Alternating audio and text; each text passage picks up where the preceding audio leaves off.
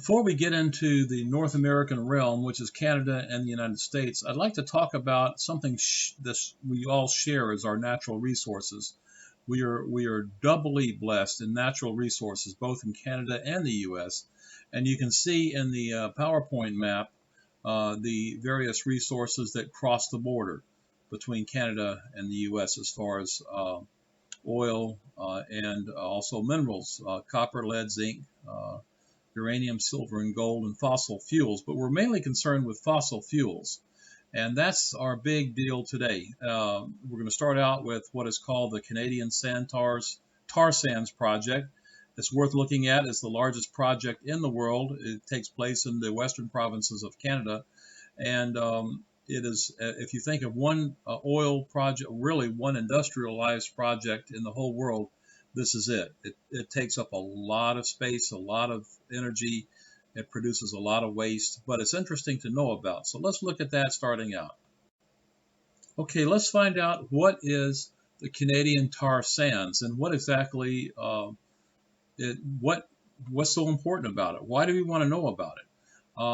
Again, this is in the western provinces of Canada.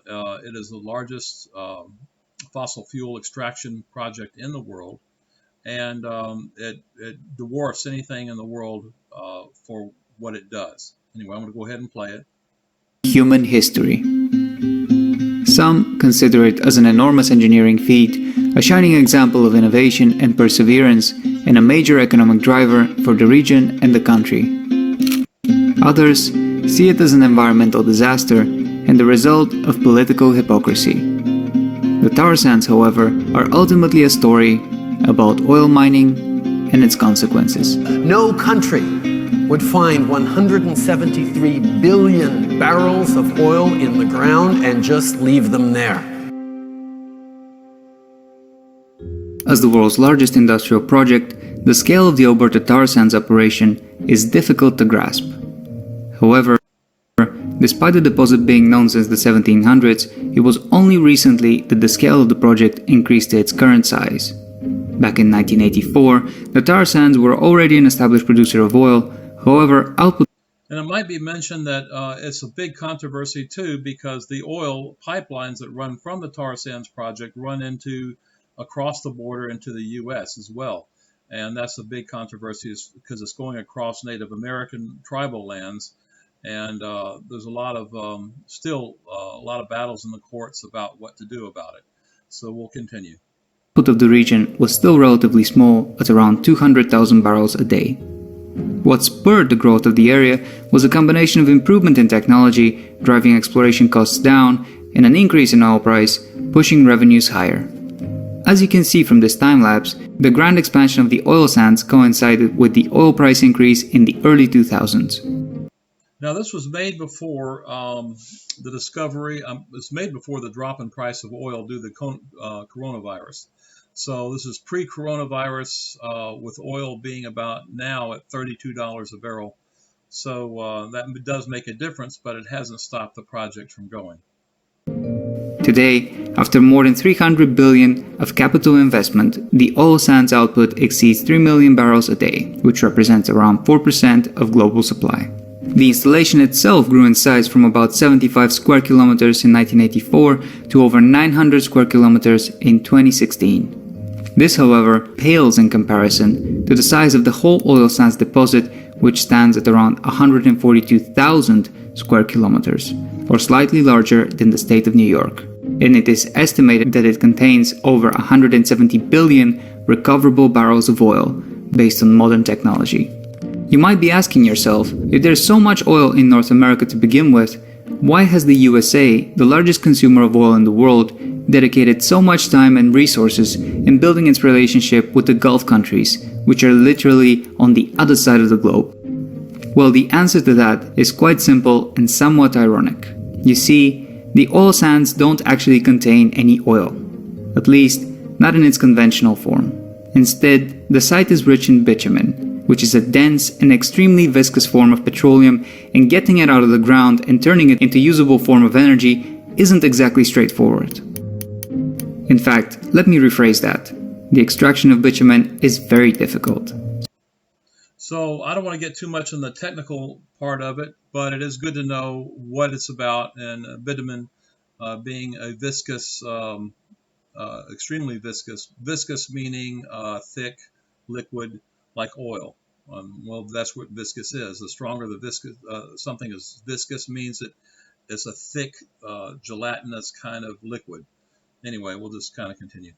So difficult, in fact, that in 1958 there was a proposal to use underground nuclear detonations in order to heat up the bitumen, reduce its viscosity, and pump it out of the ground. Thankfully, this project was rejected after some voiced their concerns about creating a burning inferno or fusing the sand into glass. Others were skeptical about the project, which, even if successful, would likely make the resulting oil and gas radioactive, which in turn would surely affect the demand for those products. Today, the Alberta tar sands are mined in one of two ways, depending on the depth of the bitumen deposit, and none of those require nuclear explosions. Open pit mining has been proven to be most effective for deposits up to 75 meters below the surface, which equates to about 20% of the total reserves. For the remaining... Well, without getting too technical, let's just say for right now that there is a Canadian tar sands project. It's in Canada.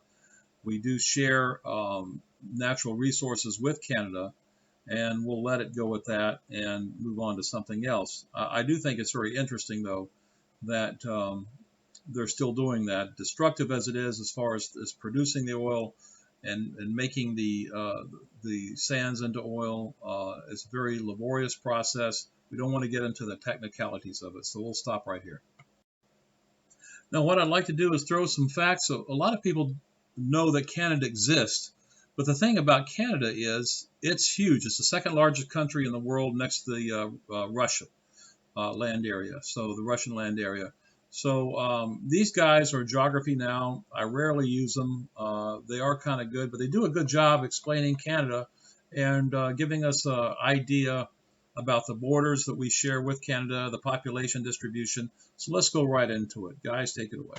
The second largest country in the world, right after Russia, in terms of land area. The vast majority, at somewhere around 87% of the population of Canadians, live within 100 miles or 160 kilometers for us Canadians of the U.S. border. Cities are very far apart too, aren't they? Yeah, the country overall is very spaced out. So Canada is made up of 10 provinces and 3 territories. Aaron, explain, what exactly is a territory? A territory is different from a province because provinces actually have their own government, a provincial government. Territories do not have that, so all their laws and policies are done directly through the federal government. Plus, they have like very little population, right? Like, absolutely, yeah, the lowest populations. And it's a well-known fact, all Canadians have a secret stash of maple syrup on them at all times for maple syrup emergencies. Anyway, without further ado, let's jump into it. Alberta! Capital, Edmonton, largest city, Calgary. It's the rustic cowboy province of Canada. And that's where the Canadian tar sands project is in Alberta. They even have the Calgary Stampede that takes place every year. They're also kind of like the energy province. They have a lot of oil. You know, there's a big oil industry out there. Places like the Athabasca Sands. Drumheller has that strange-looking rock formation place. It's also known as like the dinosaur capital of the world. They also have lots of ranches and farms. They also have the largest national park, Wood Buffalo, as well as Banff National Park, which is arguably one of the most beautiful parks. Aaron, when you think of people from Alberta, what kind of comes to mind? More conservative, outdoorsy, kind of cowboyish people, almost like a Texas of Canada. Texas of Canada. There we go. And fun fact. So that's very good. Think of Alberta as the Texas of Canada. In fact, Alberta is officially rat-free.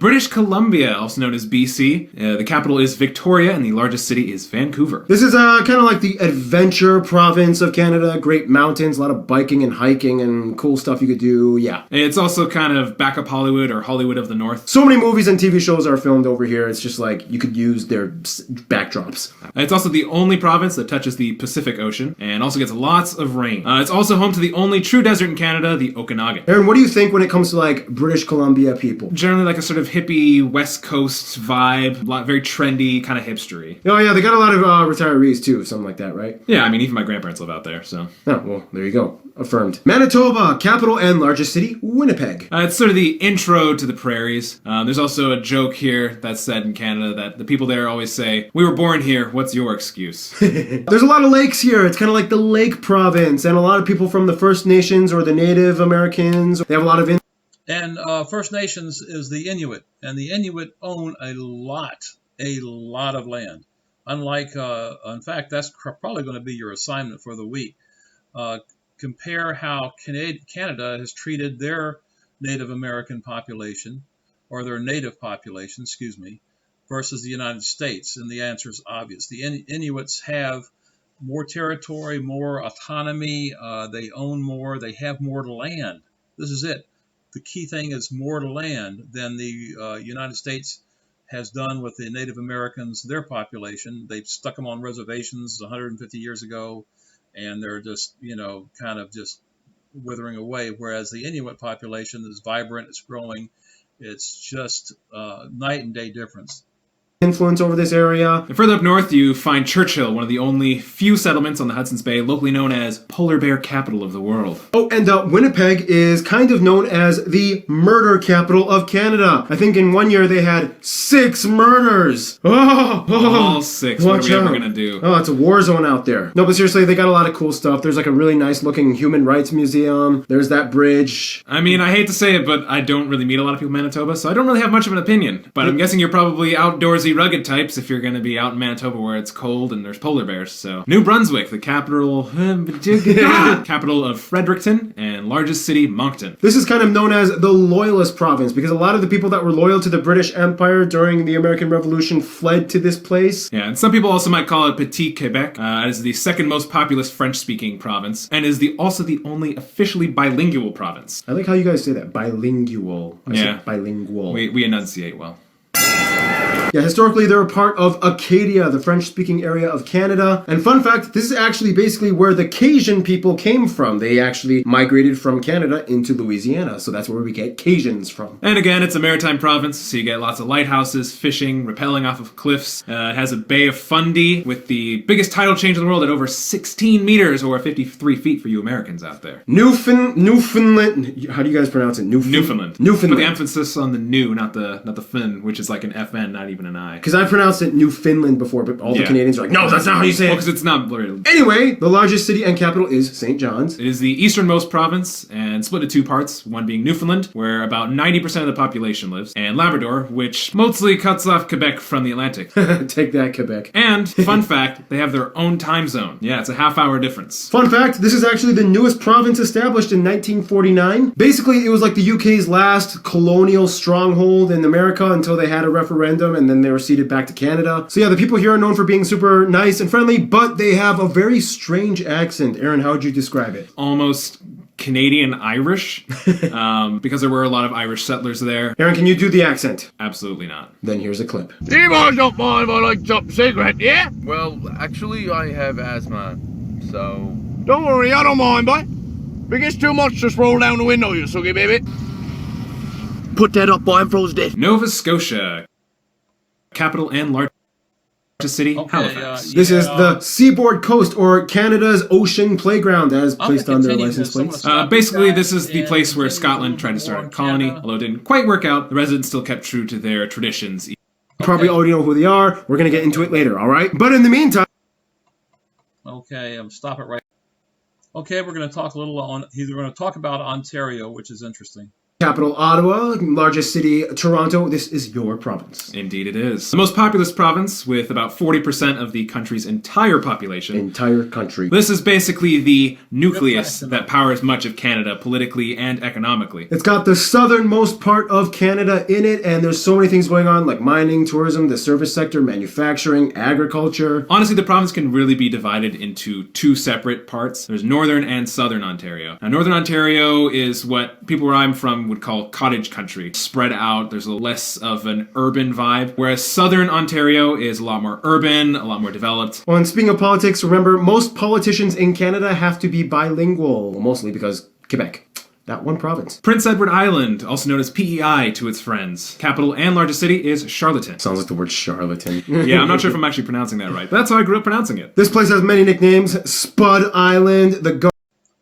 We'll continue a little more on the provinces of Canada in the next film and then move on to something else, but this kind of gives you a taste of what Canada's about, and so we'll stop right here and go on to the next video.